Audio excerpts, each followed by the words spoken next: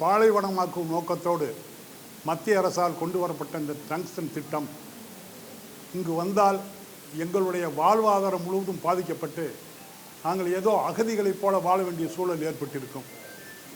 இதில் முதலமைச்சர் அவர்கள் நிச்சயமாக நான் முதல்வராக இருக்கும் வரை இந்த டங்ஸ்டன் திட்டத்தை வரவிட மாட்டேன் என்று சொன்னார். அது எங்கள் நெஞ்சை தொட்ட வார்த்தை. அதற்கு பின்னாலே சட்டமன்றத்திலே தீர்மானத்தை நிறைவேற்றி இந்த திட்டம் கொண்டு வர விடமாட்டோம் என்று ஆணித்தரமாக கூறினார்.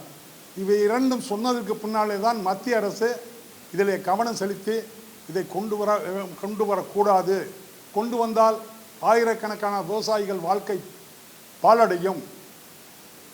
அதற்கு பின்னாலே முதல்வர் தீர்மானம் போட்டு விட்டார்.